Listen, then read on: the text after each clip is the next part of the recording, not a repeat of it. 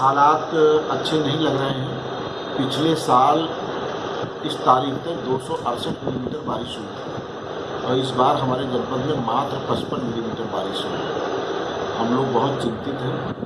बादल रात में आए थे, मुझे लगा था बारिश होगी, लेकिन हुई नहीं। आज सुबह भी हुआ, मौसम बना है और जल्दी बारिश हो जाए जिससे किसानों को राहत मिले। किसानों ने कुछ अपने साधनों से ट्यूबवेल से धान लगाया है, लेकिन वह अपर्याप्त है।